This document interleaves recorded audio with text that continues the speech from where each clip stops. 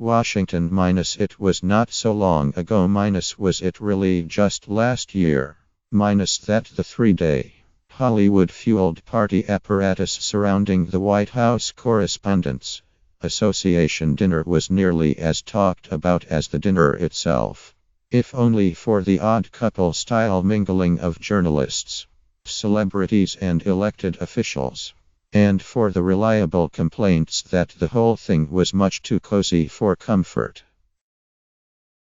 This year, to the delight of critics and the dismay of partygoers, the bubble popped, sort of. President Trump left town, offering his own bit of counter-programming with another diatribe against the news media, and the Hollywood cool factor that had accumulated during the Obama years was all but gone. The weekend's most glamorous parties were canceled months ago, and hotel rooms were still available and cheap, but on rooftops, in bars and in the tented backyards of the nation's capital, the parties went on, bookending two main events: the actual Correspondents' dinner and a televised special hosted by the comedian Samantha Bee, which celebrated a free press, criticized the president and continued to mourn the loss of his opponent, Hillary Clinton. Salad, beef and a side of North Korea. Mr. Trump might have abstained from the weekend, but, really, he was present at every event. The minute-to-minute media saturation achieved by his administration was the conversational backdrop as partygoers tried to either make fun or make sense of his presidency. A telling Washington scene unfolded at a high-profile dinner party on Friday evening, in the backyard of a home owned by David Bradley, the owner of Atlantic Media, and his wife, Catherine. Most of the Trump administration had shunned the weekend's festivities in solidarity with their boss, but Defense Secretary Jim Mattis attended the party, taking his seat at the same table as the billionaire Richard Branson and Senator Mark Warner, Democrat of Virginia Democrat, as plates of grapefruit salad were laid out on floral tablecloths. The defense secretary kept his eyes on his meal as well-known journalists debated among themselves whether a war with North Korea was possible. You probably all got alerts on your phone. They launched another missile tonight, Martha Raddatz of ABC News said. Dinner guests nodded and showed one another their phones. Like clockwork, the president had sent out a Twitter message admonishing North Korea. Jeffrey Goldberg, the editor of The Atlantic, cracked a joke: if Jim Mattis leaves suddenly, we're going to move the party to the basement. The lobbyist Heather Podesta, who looked only slightly bored, watched the discussion, and said that in a normal year, she would not have had time to stay through dinner. But this year, she reasoned, there are a third of the parties. Press freedom, veterans and brunch. On Saturday, the will to give a party held strong, even as the president prepared to gleefully assail the news media from a farm expo center in Pennsylvania.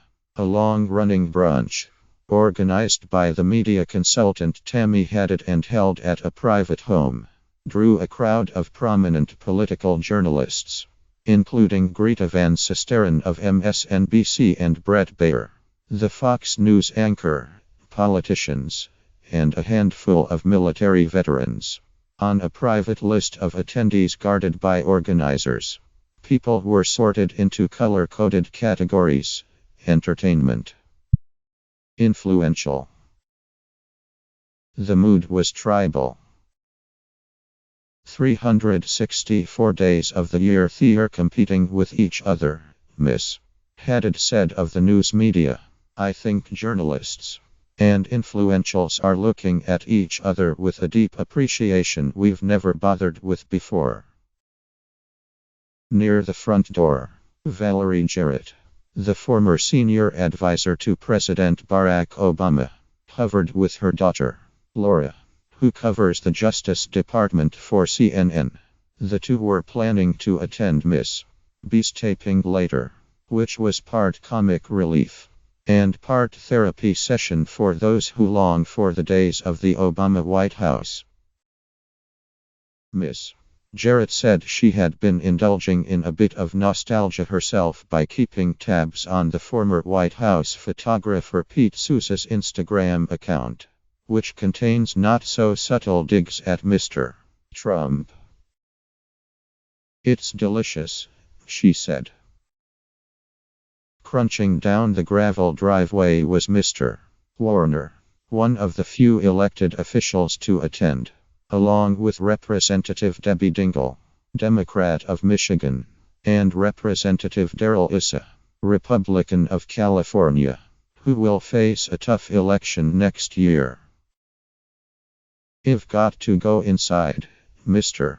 Warner said to a photographer, quickly crossing the threshold into the home, which the organizers firmly said was off-the-record territory. Inside the party, where a mimosa bar and a wall full of donuts served as Instagram fodder, a brave soul said he would speak freely. It was the actor Matt Walsh, who plays the former White House press secretary on the HBO comedy Veep. "We weren't planning on coming," said Mr. Walsh, who attended with his wife. "Tammy roped us in." The after-party's take on President Trump.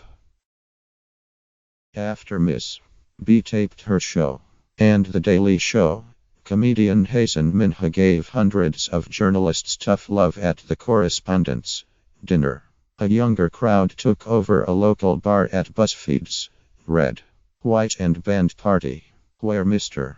Minhaj and the commentator Melissa Harris Perry were spotted mingling with guests.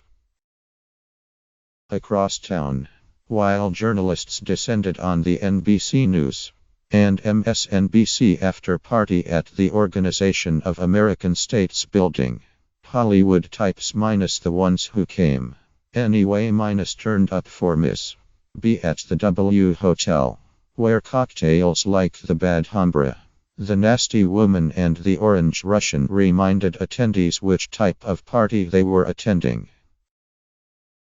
Sitting near a giant illuminated sign that read, "Free Press," Will Ferrell, who had reprised his George W. Bush impersonation earlier in the day at Miss Bee's taping, did not feel like talking. The comedians Retta and Anna Gaster were in attendance. "I don't have the energy for this heat," Retta said of the 90-degree weather. Other actors were recognizable but tricky for partygoers to identify by name. It was a running theme of the weekend. "Her face looks familiar, but I don't know her," a man whispered about a woman in an orange dress and jade-colored earrings. She turned out to be Alia Shawkat, the actress who played Maybe Funk in Arrested Development. Miss Shawkat said the past few months had been tough for those in the arts. "But this feels light and fun," she added. Padma Lakshmi, the host of Top Chef, said that she and her date, Adam Dell, had to develop a safe word to keep themselves from talking too much about Mr. Trump. What was it? They could not think of it. "Stop it," Miss Lakshmi offered. As the evening stretched on, there was plenty of room to roam as Elvis Costello took the stage to perform. On the rooftop, Miss Bee, in a black dress, tried to make her way through an adoring crowd with the help of a security guard. The mood in Washington might be an interplanetary change from how it was a year ago, Miss Bee said, but in this moment, she just felt relief. "Anything that goes well for me as a performer is a good night," Miss B said.